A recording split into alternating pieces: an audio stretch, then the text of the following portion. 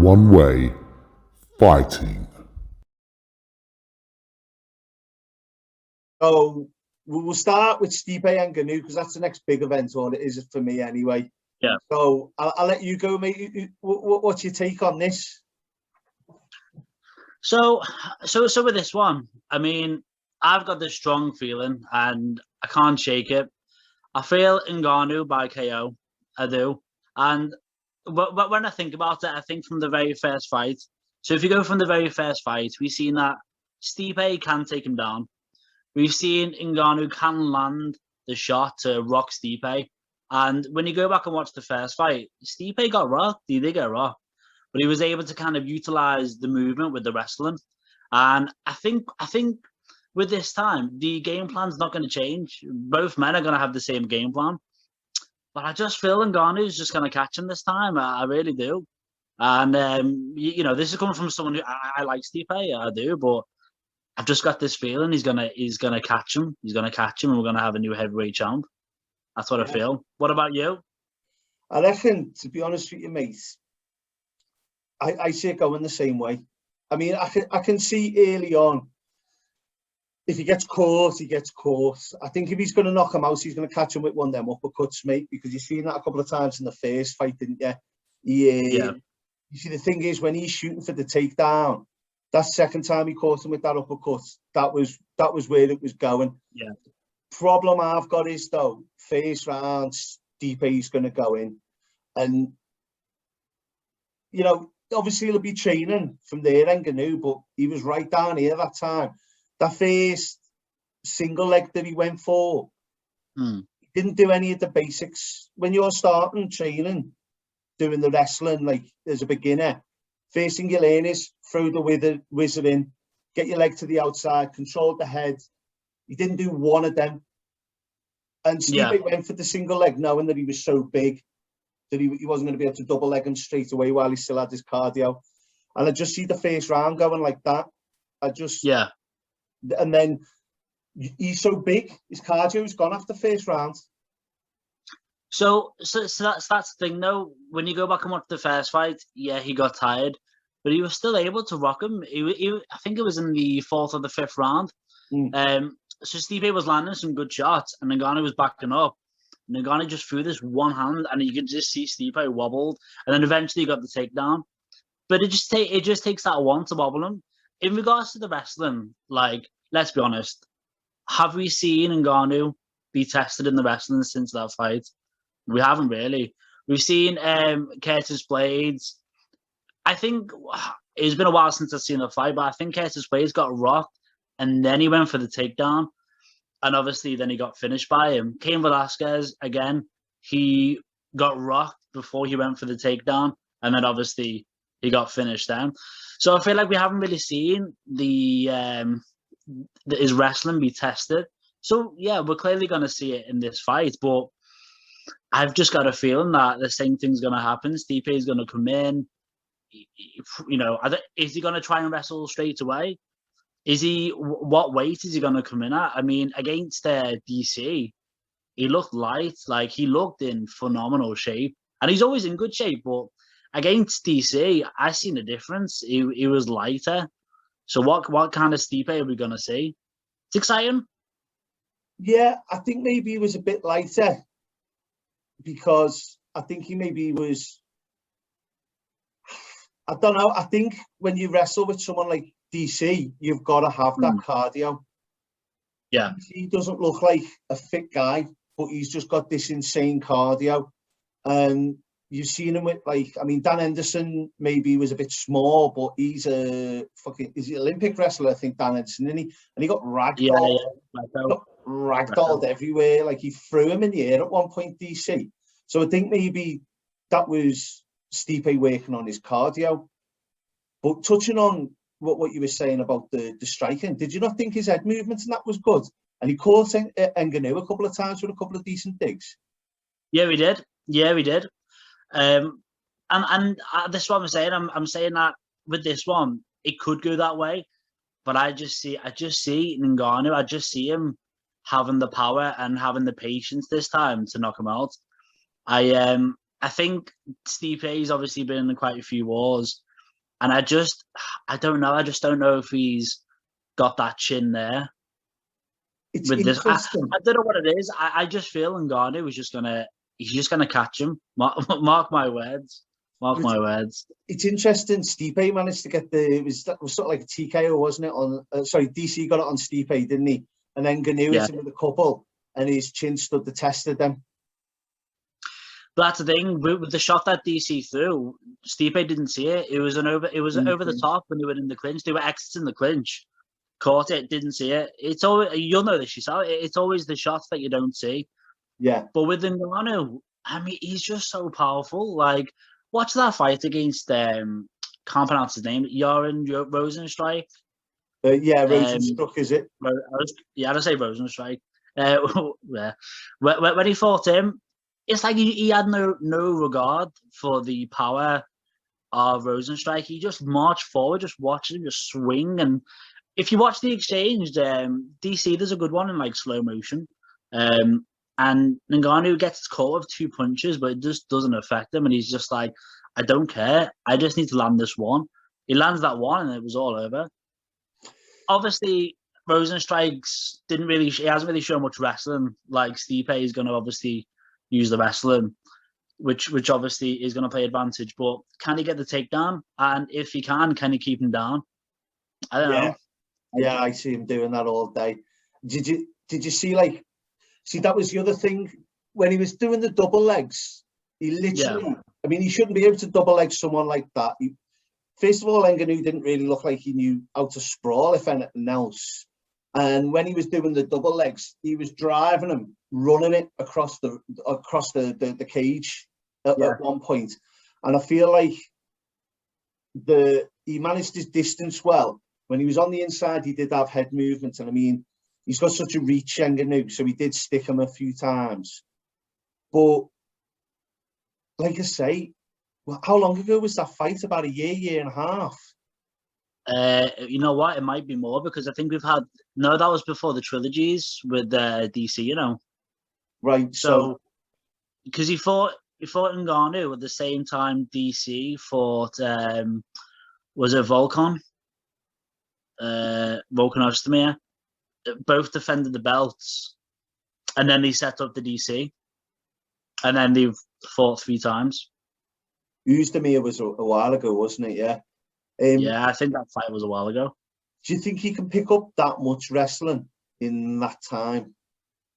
What if he doesn't need to, though? This is what I'm saying. What if he doesn't need to? I mean, so when he fought Curtis Blades so he fought Stipe, he lost. He then fought Derek Lewis, and that obviously nothing happened in that fight. Really, apparently he was suffering from a mental blockage type thing. He was scared, to be honest. I think the Stipe fight affected him so bad he lost all of his confidence, and I actually feel like he carried that over in the Curtis Blades fight.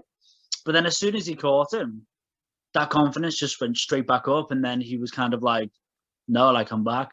And then you watch the Cain Velasquez fight. I mean, again, Cain Velasquez tried to go in for the takedown. Ngannou didn't even need to use the wrestling. Caught him and he was out. So I think this is all well and good, us saying, you know, if he gets like takedown, could he defend it? Or can he get back up? Or can he keep him down? But what if he doesn't need it? What if Stipe just comes out and then Ngannou just flatlines him? That's what I kind of see happening, to be honest. Got a strong feeling on it. I feel though, like on the stand up, the shots that Ngannou got off. I mean, the later ones, he had that cardio issue where he was knackered. You could see by the second round he was exhausted. Yeah, he reminded me of Rumble Johnson when he fought DC, where DC was just able to clamber on his back and just choke him. And when you get that much muscle mass, you've got to be able to feed it with oxygen in the later rounds. And by round 2, he looked knackered. I feel like if he's going to knock him out, it's going to be in the first or the second. Yeah, I agree with that. Yeah, I think after that, you see, I think Stipe wanted to knock him out because You reckon that's what he's going for? Yeah, because the 3rd and 4th round, I remember it. I can't remember who the ref was. Was it Herb Dean or someone? And he was saying to him, "You've got to get up if you're not doing nothing." And then Stipe was just dropping elbows from like basically. NGannou was in fucking turtle, and he was just in sort of side control from there, just throwing elbows and then hitting the head, stop and get his breath, and then do that. And I was thinking, take his back. All he's doing is covering. Take his back and choke him. But I think Stipe was, either aware of how much time he had left, or am I going to be able to choke this fucker out? He's just so big. Yeah, and then why risk it? And then go for that, and then Ngannou, I wouldn't say technically gets up, but powers just powers out of it. It's hard to say because he does. Obviously, you watch that first fight, he definitely his gas tank went. But even though his gas tank went, he was still able to land shots that hurt Stipe, and he can. So we know from the first fight, he can carry that power over into the fourth and fifth round. He can, but it's kind of it's not going to be a volume punch. It's just going to be literally just one and done. So can he do it? I feel like, as what you said, first 2 rounds, I think that's where Ngannou is going to... I just think that's where he's going to finish Stipe. I really do. I mean, both guys have gone better since you watched them. Both of them have. Obviously, we don't know how good Ngannou's wrestling defense is. We haven't really seen it. He's fought 2, obviously, unbelievable wrestlers, but he didn't have to use it. He finished them before he went for the takedown. So we don't know. We have seen how good it is. He didn't have it. He didn't have any. We see that Stipe's fight. He had fuck all. That's the thing. That's the thing, though. But then since then, he's fought 2 unbelievable wrestlers, and he's not needed it. So that's the question going into this one. Does he need it? Yeah. I'm personally at a crossroads, right? My little theory on everything is, if you're unsure on who's going to win, who would you rather come onto your bed in a club? I mean, who would you rather have to deal with? Tell them to fuck off. I'll probably say Stipe only because he seems like a nicer guy. I feel like Ngannou. Let's say he's a prick and he's going to back your bed unless you tell him no. Ngannou, there'll be a language problem. There'll be a language issue. So it'll be kind of like I don't think he'll know what I'm going to say, and he'll just hit me anyway. So I say neither. You never want to either. Who would you? Well, I feel like Stipe will win, but I definitely won't want to take a dig off NGannou. That's why it's just, I usually go to that as, you know what, who would you rather fight?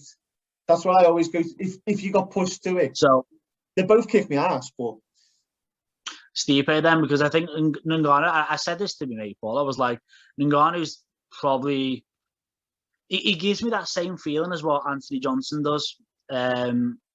Just like you just see him and you get nervous. There's like a nervous energy. And that's what I feel like when I watch Ngannou.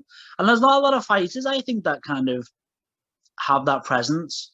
I suppose it's almost like a Derek Lewis. Derek Lewis is another one. Funny guy, love him and stuff. But you watch his fights and you just people like that, I think, are scary because you have to put them away.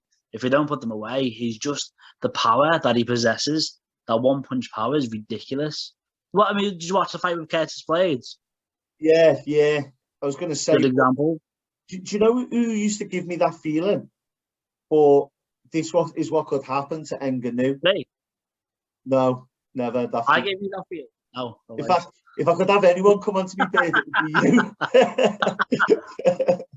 But Junior Dos Santos, before he lost twice to Cain Velasquez, you saw there might be something to do with it, but I completely agree with you, to be honest. So when I was watching Junior Dos Santos, before the Cain Velasquez fight. Sorry, no, it was after the first Cain Velasquez fight. He did it, and then he lost the second 2, didn't he? Yeah. So after the first fight, again, people correct me if I'm wrong, but I think he fought Frank Mir.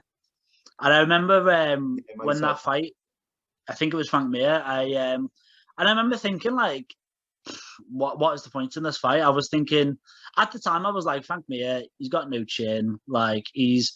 Junior Dos Santos is just going to walk through him. And he did. He walked through him, and I was like, who? Who can beat him? And then, so there's a thing to this, because this is when I was obsessed with like Cain Velasquez. I was, and the UFC just fought out Strikeforce, and a bunch of fighters came over, and one of the fighters was Bigfoot Silva. Yeah. And they gave Bigfoot Silva Cain Velasquez in his debut in the UFC, and it was a bloodbath. It was just ridiculous. I mean, Cain Velasquez was just motivated and used the skill. I mean, just wrestled him and ground the pound, and it was like, and I remember his attitude at the time was just like I know how good I am, and at the time nobody was calling Junior out. You know, you were saying there about Junior gives you that feeling a bit like, oh, like, yeah, I wouldn't like to like, walk into him and stuff, but it's like Cain Velasquez was the only guy that was calling him out, and he was like, no, I want the rematch and stuff. Like, I promise you, the second fight will be different. And that second fight is actually my, I'll probably say it's my favorite fight favorite fight ever, favorite MMA fight ever. I remember setting my alarm clock and watching it. But what my point with him was, though, after that second Cain Velasquez fight, you can argue USADA had something to do with it, but his career just seemed to decline then. Not like decline, he still had wins after it. But if NGannou loses again to Stipe, will that same thing happen? He'll be one of them fighters you're excited to see, or will he be not necessarily found out, but something happens in the head? So that's the thing. So I think you kind of bringing it back to the wrestling. I don't know. Like we know from the first fight the weakness is the wrestling, but he's gone on this unbelievable tear and fought arguably two of the best wrestlers in the heavyweight division. I mean, Curtis Blades, unbelievable wrestler. Cain Velasquez, unbelievable wrestler, and he hasn't had to use the wrestling again. Against Curtis Blades, he got rocked. He rocked Curtis Blades, and then Curtis Blades went for the takedown. So maybe that's why he got away with it, type thing. But again, I don't know. Like he's obviously from that first Stipe fight, he obviously must have suffered a lot of anxiety from that. And I'm thinking the first thing he's probably going to do after that fight is go to his coach and be like, "I need to learn wrestling here," or I need to learn how to get up. I'm not going to be taking anyone down, but teach me how to get up if someone does take me down. So I think we're going to see him better. But I know what you mean. Is it going to be enough to get up from Stipe? I'll touch on 2 points you made there. The getting up one first. At one point in the third or fourth, Stipe literally got up, turned his back, turned round, and he still hadn't got up. So he just went and gone on his knees and just started. But the main one, where you're saying about they were unable to wrestle him, you'll notice the first rounds where you're going to have the problem wrestling him. In the later rounds, he's going to be gassed. Stipe's head movements and the fact that he stood up and traded in the first round was how he got him down the first time. Because you're not getting NGannou down. Because he's got good knees. He threw a head kick in the first round. He's dangerous if you're shooting. He always loves throwing that uppercut. If you're shooting and changing levels, your chin's on display for that uppercut. He pushed him against the fence, got him in control on the fence, and then took the single leg. And not many people want to track him down because you're walking into range. And that's what Stipe did difference. He had the head movements and the ability to dodge those few shots, get him on the cage wall, and then work the takedown. Now you've got to have a good stand-up game up there, which we know Stipe has. I mean, even which he does. His fundamentals are unbelievable. Yeah, and that's the difference between Stipe getting that wrestling game going from round one to other fighters where they might just try and shoot centre cage, and you're going into someone. I mean, he doesn't even have to sprawl. He doesn't have to throw the wizard in, take out on it. He's just got to have a bit of distance management. NGannou, he just has to take a half step back in some cases, and then he's got you changing levels, and he's caught you. When he had him against the cage wall and took that first single leg, he wore him down from that point on. Mm. And then he was so tired he was able to double leg him, which was just like you'd never have thought he'd have done it with someone that big, just because. I mean, his defense for that was to walk backwards until eventually he was at the cage wall. That wasn't a good defense. Do you think it could be as well a case of like a confidence issue as well? The fact that in the first round, like he threw a lot of shots at Stipe, he couldn't get the finish. Do you reckon that could have played a factor as well of his confidence? Yeah, I felt maybe his range, trying to find range. I think Stipe was very. I mean, you look at the Overeem knockout. Overeem was in the pocket with him, and NGannou threw a punch which was one of the most incredible punches you'll ever see. But it was wide. It was wide, and it was from low. And you've got a high-level striker like Alistair Overeem and didn't see it coming. Yeah. So Stipe knew to stay out of that pocket, still managed to get him on the cage wall and then worked it from there. And I think that first round, like you say, I wouldn't put my house on it. I always say that just to back myself up, like, but I wouldn't put my house on it. But I know if you forced me hand, I'd put it on Stipe, like, because I just think he's there. I remember seeing him on Joe Rogan when they said, "What sort of training do you do?" And he went, "Well, I don't go lift weights because I'm a fighter. I go in and I fight for like fucking 3-4 hours. All he does is, well, I mean, don't get me wrong, he'll do strength and conditioning and stuff like that, and you know, specialized training. But his predominant training is just going in and sparring. And there's nothing you can do with someone who's got that high level fight IQ. I don't think. That's the thing, and that's the thing about Stipe. His intelligence is phenomenal. Like, you know, I like watching him in kind of the rematches, like with the one with DC. Different fighter. I thought he was a different fighter. Like, I'll talk about his shape when he came in. I've never seen him in that type of shape, and it was quite nice as well for like an actual champion to come in like in such good shape, like a heavyweight champion to come in such good like shape. But I just don't think. I honestly think with Ngannou, I think Ngannou's going to catch him and knock him out. I really do. Can't say. So you use the well, I'll bet my house on it. I use listen, both guys can win. Both guys can win. So I'm right either way. But I think Ngannou. Yeah, I'm going to bet Stipe, mate. We'll have one post fight reaction and see who's got the last laugh.